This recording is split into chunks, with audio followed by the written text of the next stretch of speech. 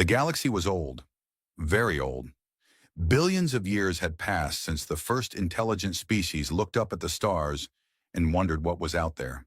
In that time, empires had risen and fallen.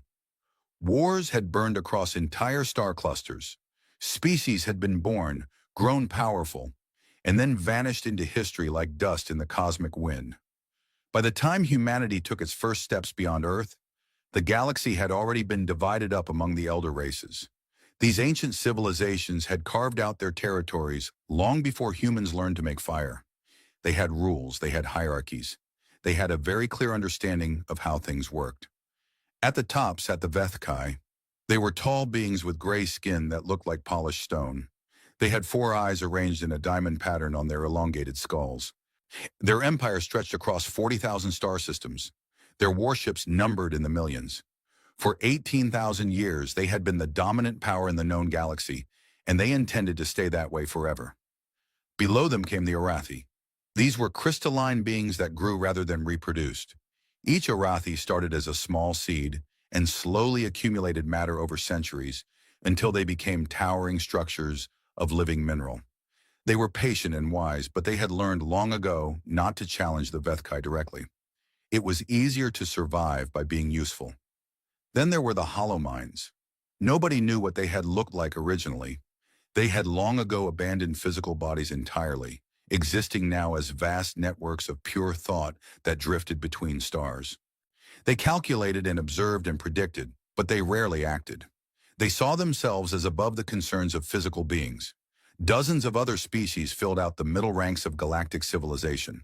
The insectoid Creeks, the aquatic Delumni, the silicon-based Mortith, and many others. Each had found their place in the order of things. Each had learned the unwritten rules that govern survival. And then there were the newcomers, the young species who were just beginning to reach beyond their home systems. These were watched carefully by the elder races. Most of them made mistakes.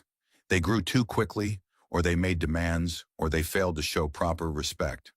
When that happened, they were dealt with. The galaxy had a word for it. They called it containment. It sounded clean and administrative. It meant anything from economic restrictions to orbital bombardment. Humanity had entered this galaxy 300 years ago. Their first faster-than-light ship had stumbled into Arathi space quite by accident. The crystalline beings had been curious rather than hostile. They had examined these soft, fragile creatures from a yellow star at the galaxy's edge and found them interesting but unremarkable. The humans were granted observer status in the Concordat of aligned species. This was the closest thing the galaxy had to a government. It was really just a framework for the elder races to manage their relationships and keep the younger species in line. Observer status meant humanity could attend meetings, conduct limited trade, and exist without being immediately classified as a threat. For 3 centuries, our humanity did exactly what was expected of them. They were polite at diplomatic functions. They traded modest amounts of goods and information. They asked questions constantly, which the elder races found amusing. Humans wanted to know everything. How did Vethkai faster-than-light drives work? What were the theoretical limits of energy generation? How did the Arathi grow their famous living ships? What had the hollow minds learned in their millions of years of existence? The elder races answered some questions and deflected others. They saw no harm in it. Humanity was confined to a single star system. They had perhaps 50 billion people, which seemed like a lot to them, but was nothing compared to the trillions that populated elder race civilizations. Their technology was primitive. Their military was laughable. They posed no threat to anyone. Ambassador Sarah Chen attended her first Concordat assembly when she was 32 years old. She stood in a vast chamber on the Vethkai capital world, surrounded by beings that had been traveling between stars when her ancestors were still living in caves. She smiled and nodded and said all the right things. Inside, she was taking notes. Sarah Chen was part of a program that had no official name. It existed in no database that the elder races could access. Its members were scattered throughout human society in positions ranging from ambassadors to engineers to teachers. They all had one thing in common. They understood what humanity was really doing. Humanity was watching. Humanity was learning. Humanity was planning. It had started just 50 years after first contact. A group of human historians, Game theorists and strategic analysts had been given a simple task: study galactic history, find patterns, predict outcomes. What they found had terrified them. The pattern was clear once you knew where to look. Young species rose to prominence all the time. Some of them grew quickly. Some of them developed impressive technologies. Some of them began to challenge the existing order of things. And then, sooner or later, they were dealt with. The Crisari had been a promising species 3 million years ago. They had developed a unique form of biological technology that let them grow ships and weapons from living tissue. The Vethkai had watched them for 10,000 years, waiting. When the Crisari finally became advanced enough to be considered a potential threat, the Vethkai had acted. The official records said the Crisari had suffered a series of unfortunate plagues. There were no Crisari left to disagree. The Yom had made the mistake of openly criticizing the Concordate's power structure. They had called for reforms. They had demanded equal representation. They had formed alliances with other younger species. The Vethkai response had been swift. The Yom homeworld still existed, but it was now an irradiated wasteland with a permanent Vethkai military garrison in orbit. The survivors had been scattered across the galaxy as refugees, never to reunite. The singing moons of Tertius had been a collective consciousness that spread across dozens of worlds. They had never threatened anyone.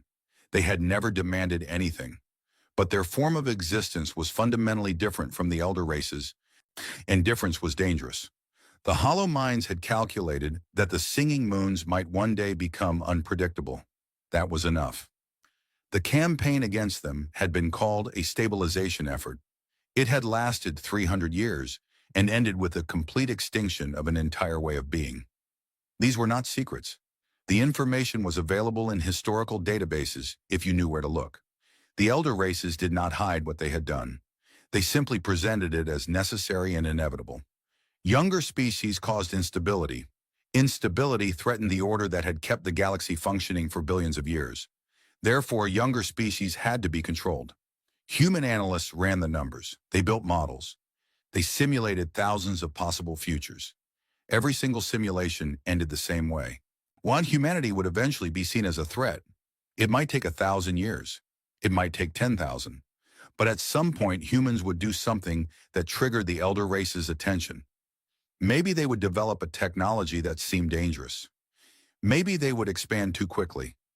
Maybe they would simply be in the wrong place at the wrong time. When that happened, they would be contained. The only question was what to do about it. Some argued for acceptance. Perhaps humanity could survive by being useful, like the Arathi.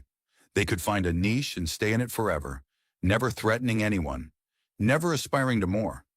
Others argued for isolation. Maybe humanity could hide, go silent, disappear into some distant corner of the galaxy and hope no one came looking. Neither option sat well with the strategists. Acceptance meant eternal subservience, with the constant threat of extermination hanging overhead. Isolation was probably impossible. The elder races had sensors and scouts everywhere.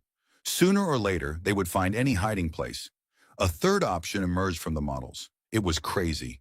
It was impossibly ambitious. It would require sacrifices that no democratic society should be able to make. But it was the only option that gave humanity a real chance at long-term survival. They called it the Prometheus Initiative. The plan was simple in concept and staggeringly complex in execution. Humanity would secretly build a military force so overwhelming that no combination of elder races could hope to defeat it. They would hide this buildup completely until it was ready. Then they would reveal it all at once, presenting the galaxy with a simple choice: accept humanity as an equal or face destruction.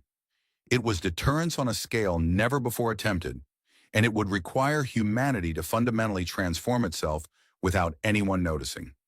The first challenge was resources. Building a force capable of deterring the elder races would require a significant portion of humanity's entire economic output. This had to be hidden. Economists and accountants worked for years to create systems of false records and ghost transactions. Money flowed into the black. Factories were built in hidden locations. Supply chains were established that existed on no official registry. The second challenge was technology. Humanity's science was primitive compared to the elder races. That had to change. but it had to change secretly. So human scientists formed research groups that officially studied boring topics like agricultural efficiency or weather prediction. Their real work happened in facilities buried deep underground or floating in the darkness between stars. They made breakthroughs that would have shocked the galaxy and told no one. The third challenge was secrecy itself. How do you hide a secret from civilizations that have been watching the galaxy for millions of years? The answer was patience and misdirection. Humanity played the role the elder races expected. They seemed disorganized and inefficient. They publicly squabbled over minor issues. They let their official technology lag behind what they were actually capable of. Ambassador Sarah Chen spent 40 years playing this role. She attended thousands of meetings. She smiled at 10,000 diplomatic receptions. She reported back to Earth on everything she learned, and she carefully fed the elder races exactly the information they expected to receive. Sometimes she wondered if it was all worth it. The sacrifices were enormous. Entire generations had devoted their lives to a project they would never see completed. Children were raised knowing they would never enjoy the fruits of their labor. People worked and died in secret facilities that officially did not exist. But then she would remember the Chrysaori and the Yulm and the singing moons. She would remember what happened to species that failed to protect themselves. And she would go back to smiling at Vethkai diplomats and pretending to be impressed by technologies that human scientists had quietly surpassed decades ago. The years passed. Decades became centuries. The Prometheus Initiative grew in the darkness, fed by the quiet dedication of billions of people who understood what was at stake. In the Oort cloud, far beyond the orbit of any planet, construction began on something that had never existed before. Human engineers looked at the designs and wondered if they were crazy for even attempting this. Their grandparents had started this work. Their grandchildren would finish it. That was simply how long it took to build a weapon capable of standing against the entire galaxy. On Earth, people lived their normal lives. They went to work and raised families and complained about taxes. Most of them had no idea that a significant portion of their economy was being diverted to build something impossible. The secret was held by a surprisingly small number of people, bound together by an understanding of what failure would mean. And in the great halls of the Concordat, the elder races continued to dismiss humanity as a minor curiosity. They were too young, too small, too primitive to matter. They posed no threat to anyone. This was exactly what humanity wanted them to think. High Observer Keth Vanos of the Vethkai Internal Security Division reviewed his annual report on minor species. Humanity appeared on page 47, between the newly discovered fungal networks of Epsilon Hydri and the increasingly irrelevant remnants of the alumni trading guilds.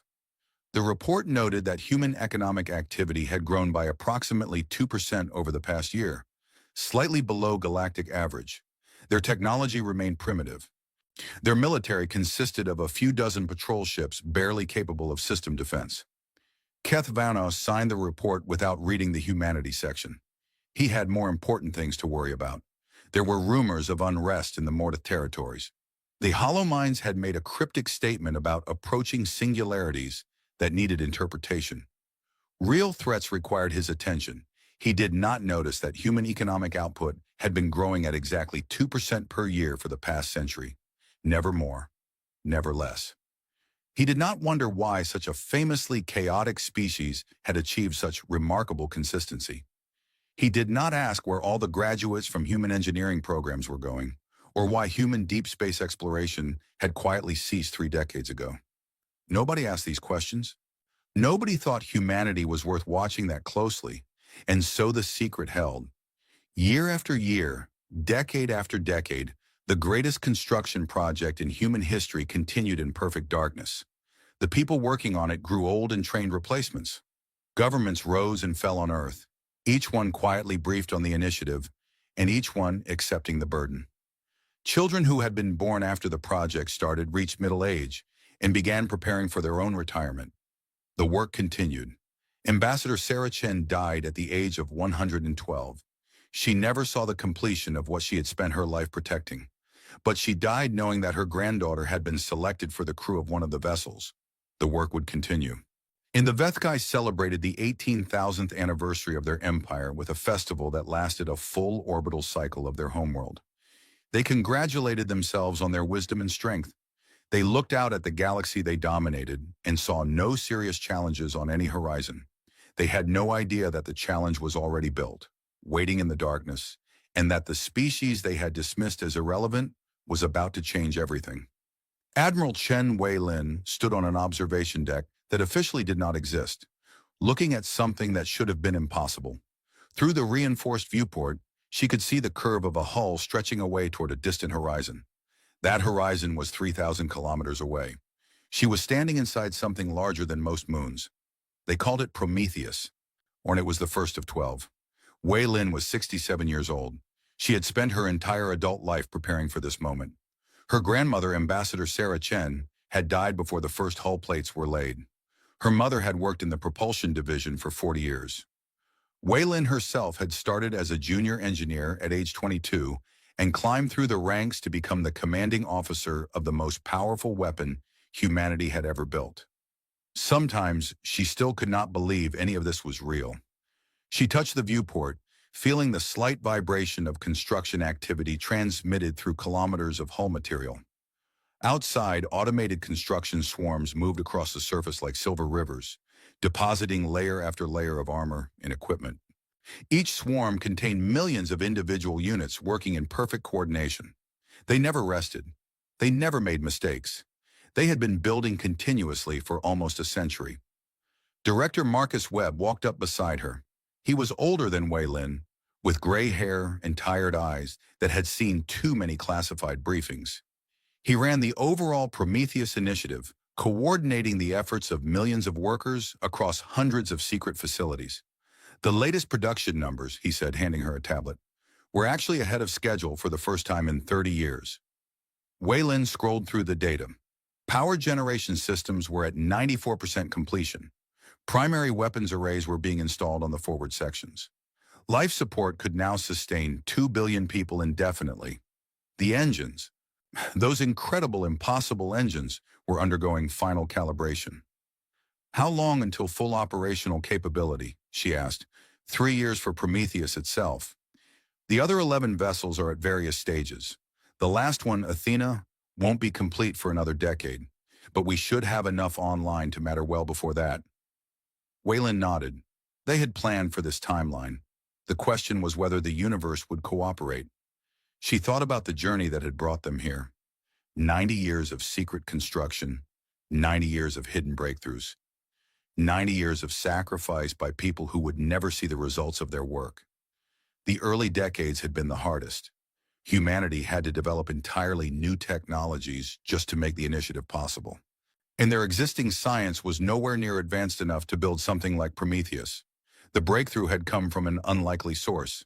A young physicist named Yuki Tanaka had been studying the theoretical limits of gravity manipulation.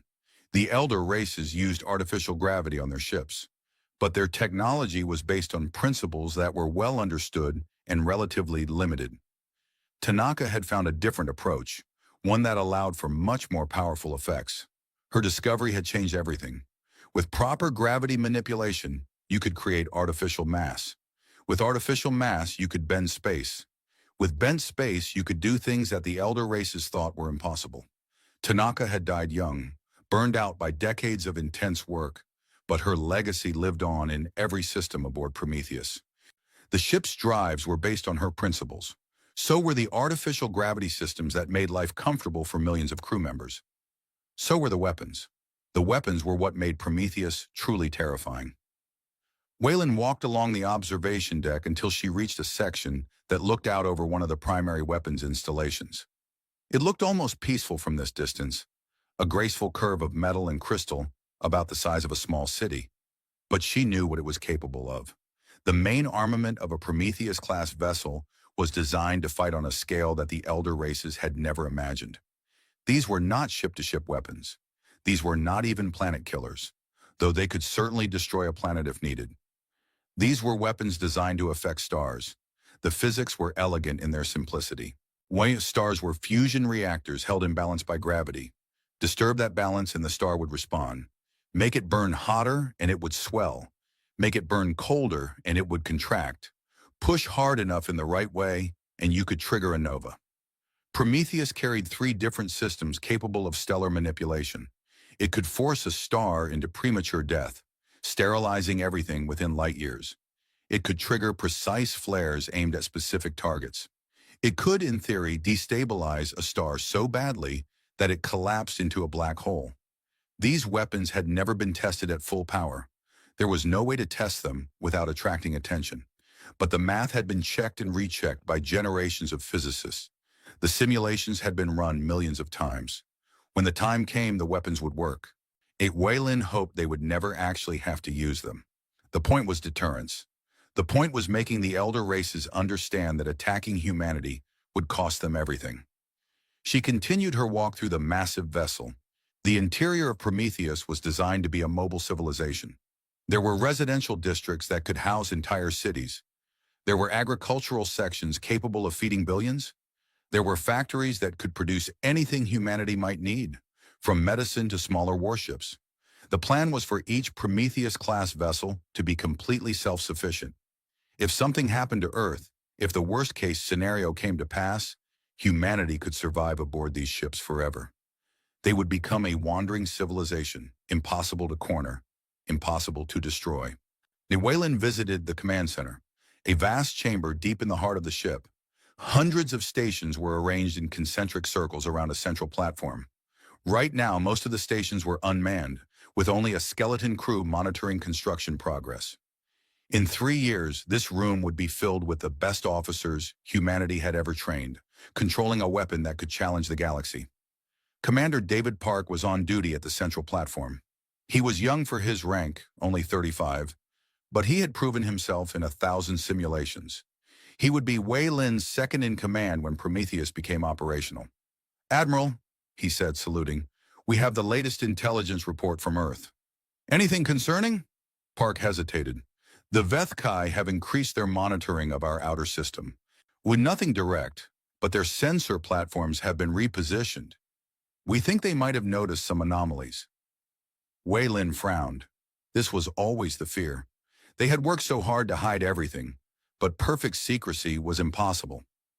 All it would take was one curious Vethkai investigator asking the right questions. "What kind of anomalies?" "Energy signatures mostly.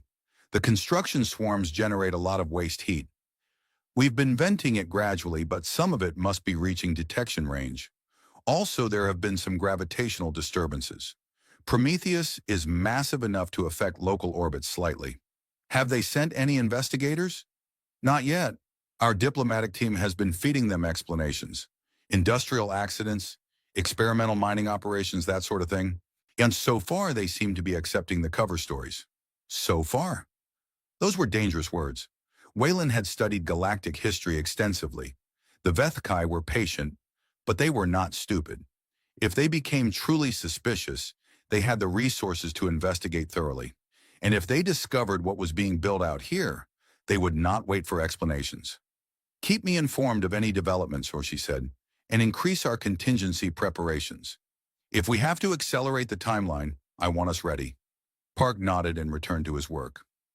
Wei-Lin stood in the command center for a while longer, thinking about all the things that could go wrong. The hardest part of the initiative had always been the human element. Keeping a secret this big required the cooperation of millions of people across multiple generations. When any one of them could have betrayed the project, deliberately or accidentally. Any one of them could have talked to the wrong person or left the wrong document in the wrong place. But they had not. Through 90 years of work, through leadership changes and economic crises and everything else, the secret had held. Wei-Lin sometimes wondered how that was possible. She had seen humanity at its worst, all the petty conflicts and selfish behaviors that seemed to define the species. How had they managed to work together on something this big for this long? The answer, she had decided, was fear. Not fear of punishment or consequences, but fear of what would happen if they failed. Everyone involved in the initiative understood what was at stake. They had seen the historical records. They knew what the elder races did to species that threatened them. The fear of extinction was a powerful motivator. But there was something else, too. Something that Wei-Lin had trouble putting into words. Pride, maybe, or hope. The people working on Prometheus were not just trying to avoid destruction, they were trying to build something new. They were trying to change the rules of a galaxy that had run on violence and domination for billions of years. Maybe that was naive. Maybe the elder races would simply destroy humanity no matter what they built. Maybe there was no escape from the brutal mathematics of galactic civilization. But Wei Lin did not believe that. She believed that humanity could make a difference. She believed that the weapons they were building would never have to be fired. She believed that someday, decades or centuries from now, her descendants would look back on this project and see it as the moment when everything changed. She left the command center and took a transport pod to one of the research sections. This was where the most advanced work was being done, where scientists pushed the boundaries of what was possible. Dr. Yuki Tanaka II was waiting for her. She was named after her great-grandmother, the physicist who had made it all possible. She had the same sharp eyes and the same intense focus. "Admiral, I have something to show you." They walked through corridors lined with equipment that Wei Lin could not have identified even with her extensive technical training. The research section was its own world, filled with people who spent their lives asking questions that no one had ever asked before. "We've made a breakthrough in communication technology," Tanaka said. "Quantum entanglement at range, instantaneous transmission across any distance, completely undetectable by conventional sensors." Wei Lin understood the implications immediately. "We could coordinate the entire fleet in real time. No lag, no interception."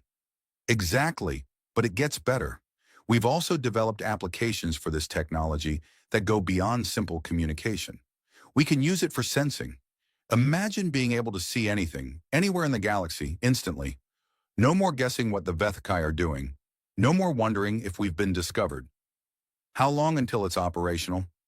"We're installing the first systems now. By the time Prometheus is ready for deployment, Sarge will have full capability." Wei Lin felt something she rarely allowed herself to feel: optimism.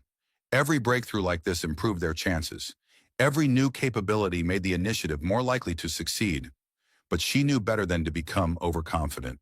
The elder races had not maintained their power for millions of years by being careless. They had technologies and resources that humanity could only guess at. The only advantage humanity had was surprise.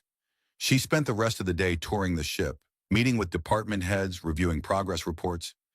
Everywhere she went, she saw people working with quiet determination. They knew what they were building. They knew why it mattered. They did not need speeches or motivation. They simply did their jobs day after day, year after year. As the artificial night cycle began and the lights dimmed throughout the massive vessel, Wei Lin returned to her quarters. They were modest by flag officer standards, but she had never cared much about luxury. She had a bed, a desk, and a window looking out at the construction work that never stopped. She thought about her grandmother, who had spent decades smiling at aliens while secretly working to ensure humanity's survival. She thought about her mother, who had died in an accident at one of the construction facilities, another unnamed casualty of the initiative. She thought about all the people who had given their lives to this project without ever seeing what they were building. 3 more years. After 90 years of preparation, the end was finally in sight. Wei Lin looked out at the stars beyond the construction swarms. Somewhere out there, the Vethkai were going about their business, secure in their dominance of the galaxy. They had no idea that everything was about to change. She hoped they would choose wisely when the time came.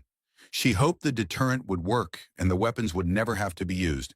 She hoped that humanity could introduce itself to the galaxy as a friend rather than a destroyer. But if they forced her hand, if they chose to attack rather than accept, she would not hesitate. She had spent her entire life preparing for this responsibility. She understood what was at stake. The stars continued to shine, indifferent to the plans being made beneath them. The construction swarms continued their work, building something that would change everything. And Admiral Chen Wei Lin closed her eyes and dreamed of a future that her grandmother had died believing in. In 3 years, humanity would step out of the shadows. In 3 years, the galaxy would learn that the quiet species at the edge of known space was not what it appeared to be. In 3 years, everything would change. High Executor Rethvanos sat in his private study on the Vethkai capital world, surrounded by screens displaying information that deeply troubled him. The room was dark except for the glow of the displays. He preferred it that way. Light was for public spaces where appearances mattered. Here, alone with his thoughts, he needed only the data. The data was telling him something was very wrong with humanity. He had been studying the reports for 3 standard cycles now, and not ever since a junior analyst had flagged some irregularities in human economic output. The analyst had expected praise for catching a minor accounting error. Instead, Rethvanos had quietly transferred her to a classified research team and begun his own investigation. What he had found was disturbing. Human economic numbers did not match their visible infrastructure. This was not unusual in itself. Many species had inefficiencies or corruption that created gaps between reported output and actual production. What was unusual was the pattern. For almost a century, human economic growth had been exactly 2% per year, not approximately 2%, exactly 2% to 4 decimal places. No species achieved that kind of consistency naturally. Markets fluctuated, populations changed, technologies improved at uneven rates. A perfect stability like this required deliberate management on a scale that should have been impossible for a species as politically fragmented as humanity. Then there was the energy consumption data. Rethvanos had pulled records from Vethkai sensor platforms positioned throughout the region of space near humanity's system. Energy signatures from the Sol system had been increasing steadily for decades, far faster than their official economic growth could explain. Where was all that energy going? He had traced supply chains that seemed to disappear into nothing. Ships full of raw materials would leave human mining colonies in the asteroid belt and simply vanish from tracking systems.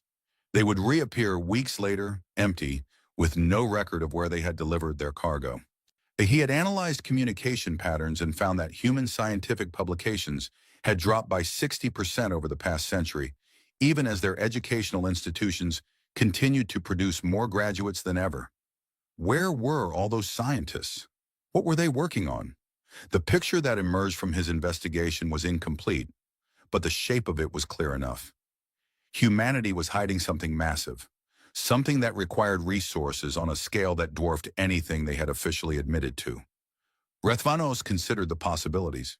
Perhaps the humans had discovered a rich resource deposit somewhere and were keeping it secret for economic advantage. Perhaps they had developed some new technology and were trying to establish a monopoly before revealing it. These would be understandable motivations, and are the kind of short-term thinking that young species often displayed. But there was another possibility, one that Rethvanos did not want to consider but could not ignore. Perhaps humanity had looked at galactic history and drawn the same conclusions that every thoughtful analyst eventually reached. Perhaps they understood what happened to species that challenged the established order. Perhaps they were preparing to defend themselves. This possibility was dangerous because it implied a level of strategic thinking that the Vethkai had not credited to humanity. It suggested that their apparent weakness in disorganization had been an act maintained for 3 centuries. It meant that everything the Vethkai thought they knew about this species might be wrong. Rethvanos made a decision. He would present his findings to the Circle of Executors, the highest authority in Vethkai civilization. They would decide how to respond. The meeting chamber of the Circle was ancient, carved from the bedrock of the capital world 8,000 years ago. The walls were covered with inscriptions recording the great victories of Vethkai history. Every species they had defeated, every threat they had contained, was commemorated here. The room was designed to remind those who entered it that the Vethkai had been dealing with challenges for a very long time. 7 executors sat in a semicircle, their gray skin nearly invisible in the dim light. These were the most powerful individuals in Vethkai civilization, each responsible for a different aspect of imperial security.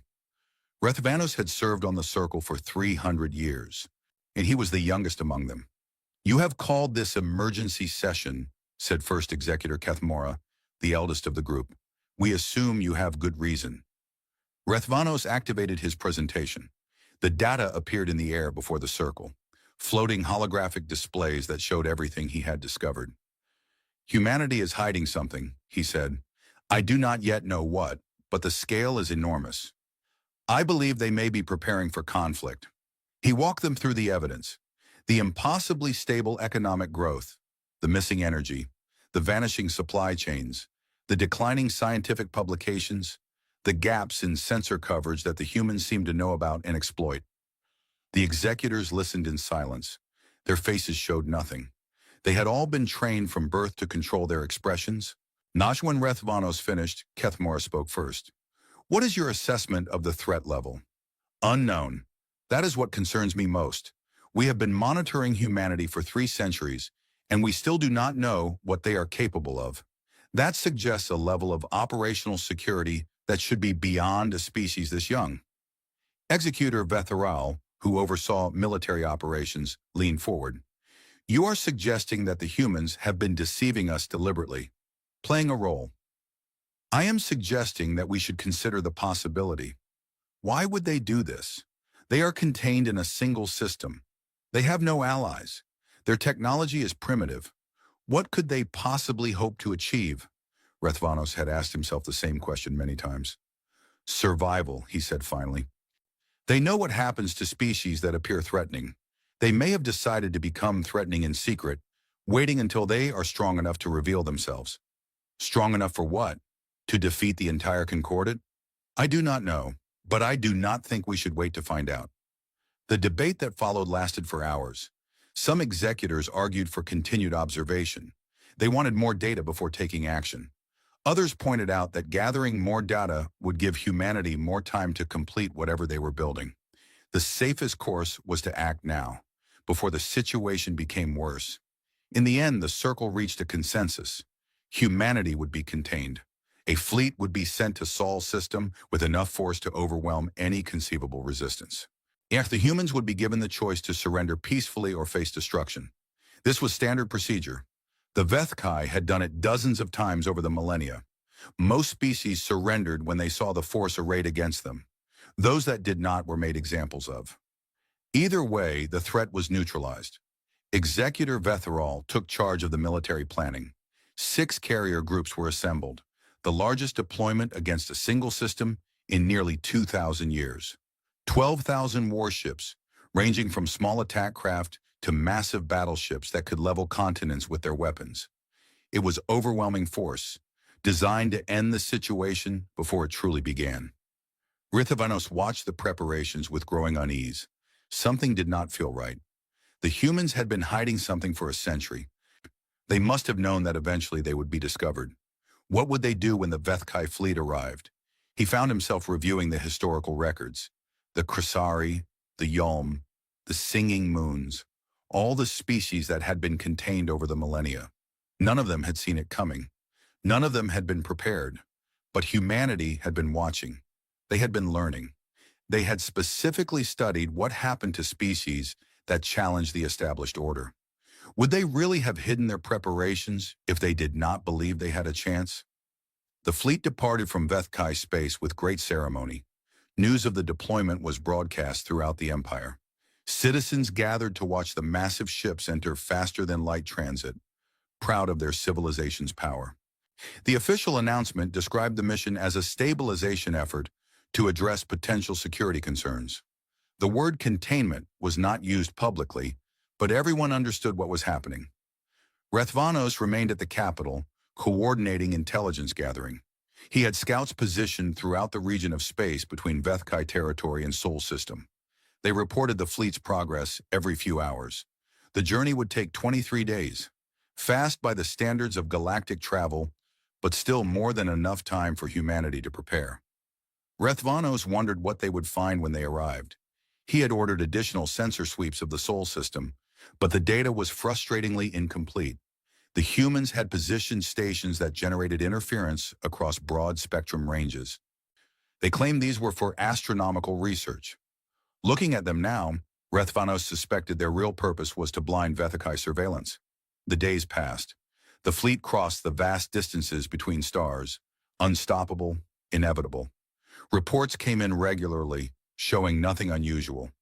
Human diplomatic communications continued as normal. Their official representatives expressed confusion and concern about the fleet movement, but did not seem panicked. That bothered Rethvanos. If he had a fleet of 12,000 warships heading toward his homeworld, he would be panicked. He would be begging for negotiations, offering concessions, doing anything to prevent what was coming. The humans were doing none of these things. On the 19th day, the fleet entered the outer edges of the Sol system. They dropped to sublight speeds and began their approach toward the inner worlds. Human defense stations sent formal protests, demanding to know the purpose of this incursion.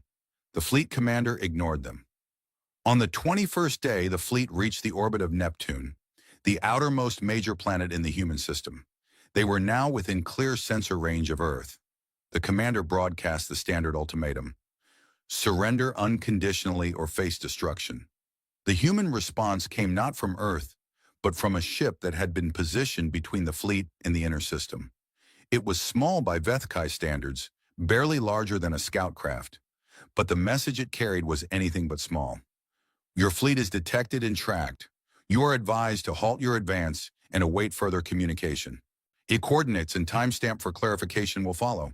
The message included a set of coordinates pointing to a region of space beyond the orbit of Neptune, far from any known human installation. It also included a timestamp, just hours away. Fleet Commander Veth Sara was annoyed by this response. It was not the fearful surrender he had expected. Still, there was no harm in looking at the coordinates